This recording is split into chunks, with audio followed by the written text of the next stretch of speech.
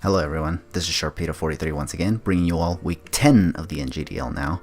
We're getting closer to the end, which is very nice, because right now I'm like in a real hurry, because Ultra Sun and Moon is just a few days away from now. And I really want to get all these NGDL battles out as soon as possible. But yeah, this is going to be week 10 like I said, and our opponent for this week is going to be Untraceablestrain and the Detroit Red Wing Attacks. And his team was actually one of the teams I was actually particularly scared of, just because he has a rain team, and usually rain teams are very good when used offensively and whatnot. And I think most of my mons are kind of on the defensive side with a few offensive mons, but these offensive mons are kind of like glass cannons. They can only take one hit and then hit something in return, and if I fail, then I'm just gonna lose that mon possibly, because they can't take hits forever obviously. But yeah, I brought a Healy list this time. I think this one is this modest specs this time, just because I wanted that power, because his team, other than the Swamper, which is usually not the best switch into a Healy list, could definitely, he didn't have Volt Switch immunity basically, and I was kind of confident he wouldn't just switch in Swamper on a Healy list, risking the possible Hyper Voice, which I think boosted by specs and the fact that it's modest nature, it could very well kill it after like hazards or something. And if I predict them and go for Grass now, well then that's just the whole game for him there obviously. But yeah, and I brought Gallade. I think this is the same one I used against Zack Attack in the last week. I bring Cradilly because I was afraid of the Xurkitree, which can definitely be a problem if it gets going. I am aware those things carry Hidden Power Ice, but that's why I made it this Cradilly Spadef invested, so I can be able to take the Hidden Power Ices better. I brought my Lodic just because I was afraid of stuff like Noivern and the Pelipper being a problem, because they can hit really hard with Hurricanes, especially with that rain up, never missing the Hurricanes. Yeah. And then I go into Sylveon. I think the Sylveon was actually a defensive Sylveon with I think Calm Mind and Wish, I think. I don't remember the set for Sylveon actually. And then we have Sharpedo, who is Sharpedo as always. So yeah, that's gonna be all my team. The team I already talked about, Untraceable. He has a rain team, and I kind of predicted him to bring it. He does kind of bring it, and it's actually really scary. But I gotta hope that I can actually kick this guy's booty in the end, though, because you know that's usually the goal here. Anyways, he's gonna lead off with the Ferrothorn. I'm gonna lead off with the Heliolisk, my trusty Heliolisk, and I'm gonna go for the Volt Switch because I do not think he's gonna go straight into the Swamper just yet. He's actually gonna go into Wheezing, which is why I'm glad I just went for the Volt Switch. Because this Volt Switch, modest, boosted by choice specs, it's going to do a shoe leather ton of damage. And I'm just going to send in my Lodic now, which can just simply finish it off with a Scald. Now here, for a second, I was actually kind of scared, because after the Black Sludge, I thought it wasn't going to take out the Wheezing, and as a result get Toxic Spikes up, but thankfully that wasn't the case. He actually does go down to the Scald, so I was like, phew. So I got one mon down so far. So now here, I think this is where things start to get a little bit complicated. He goes into Ferrothorn, which is a real pain in the rear end as usual, because these things just never die. And because the rain is up, his one weakness is actually also kind of hindered a little bit. So yeah, playing around that is going to be a little bit difficult. This is why I have Gallade though, so I can just threaten it out and just go for Drain Punches and whatnot. He does go for Leech Seed, predicting me to switch out my Lodic, because he knows I don't want to stay in and take a possible Power Whip. So yeah, he goes for Leech Seed. Now here, I thought he would switch out, fearing a close combat or Drain Punch, but he actually just stays in. And as a result, I get punished real hard for it. I get Iron Barbs, then Rocky Helmet, and then here he's going to retaliate with a Gyro Ball. It doesn't take out my Gallade, because this Gallade actually once again was not invested in speed. It was actually once again invested in HP, for the fact that it doesn't outspeed the majority of what of his team, and whatever it does, it can do without the investment in speed. So yeah, that's why I didn't run it. And then here I just switch out into Cradilly, because I didn't want to lose Gallade just yet, and I kind of figured he'd be switching out now that he saw that I mispredicted. He probably figured I'd try to go for Drain Punch and then die to Leech Seed afterwards.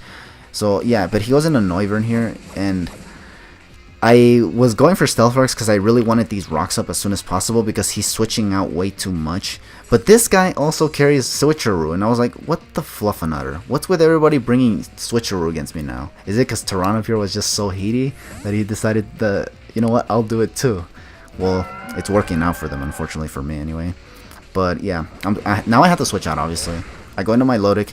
He unfortunately carries U-turn on this Noivern, and now he gets a switch advantage. And what is he going to go into? He's going to go into Ferrothorn. I don't know why, honestly, but he does go for it. And I think here I switch out, obviously. Yeah, I definitely switch out. Into what? I don't know. Oh yeah, I think I switch out into what's it called, Cradily again. Because the reason why is because I do have hidden power ice on this thing. Not ice, fire. And the rain is not up, so I figure, yeah, I could definitely go for the hidden power fires right now. He went for Leaf Seed, which Cradily is immune to as well. So on the off chance he went for Leaf Seed, I would have been able to take that okay. The Gyro Ball is a problem, but I think since I'm not invested in any speed whatsoever, I should be able to take it okay at the very least. He gets Spikes up, which is actually kind of what I didn't want to do in the first place. But yeah. Here, he switches into Xurkitree. He hard switches into Xurkitree, because he knows I'm locked in the hidden power of fire. And this hidden power of fire, it does quite an amount. So I kind of question why I even switched out. And you're going to find out right here that something really ridiculous happens.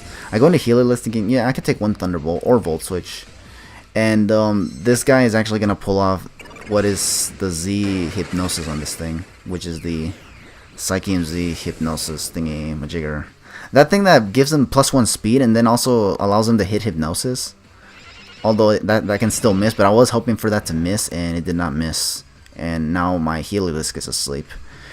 Now here, I wanted to burn a turn of sleep, so I stayed in. I was like, he doesn't have Tail Glow, does he? He does have Tail Glow, so I was like, oh great. Now this thing is completely set up. Now here, I was like, okay. Do I sack Heliolisk or should I switch out? What I do here is actually switch back into Cradily.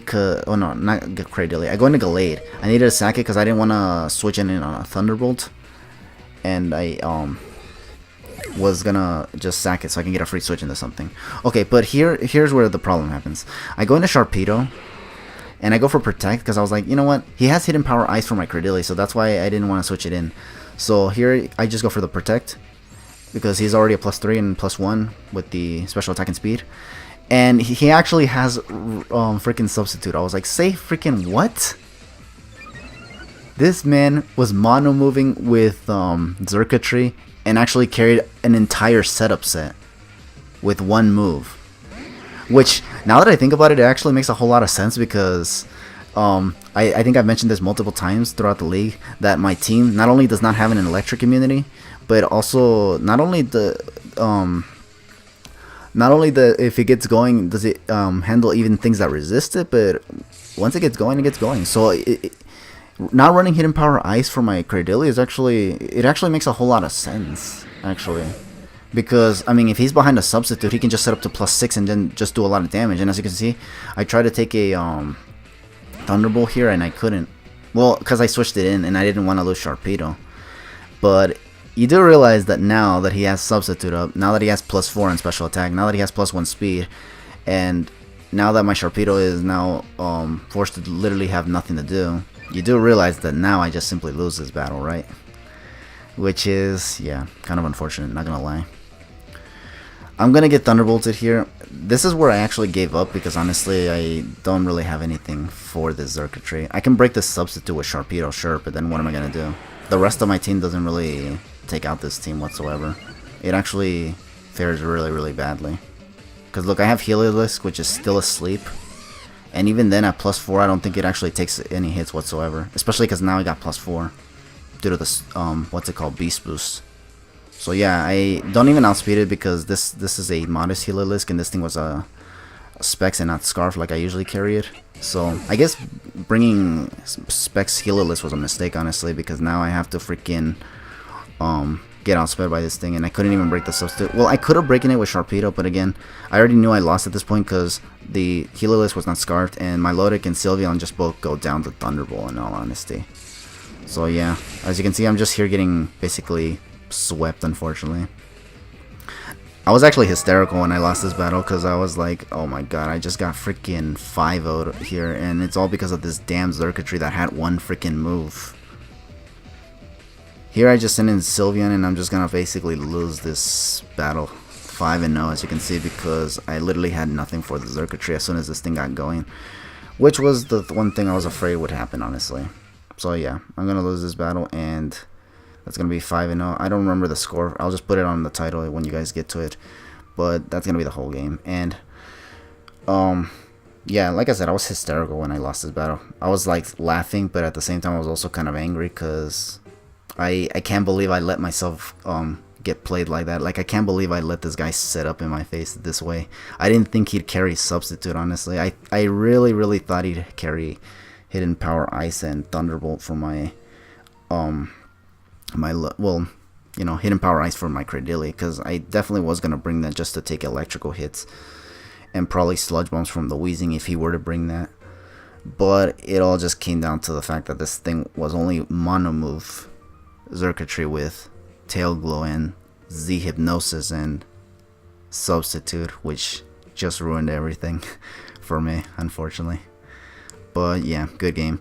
And I initially wasn't gonna show this battle, but you know, I was thinking, you know what, seeing how the Killer Nacho did post his battle when I swept him with Sharpedo, I was like, you know what, fine, I'll do the same thing here.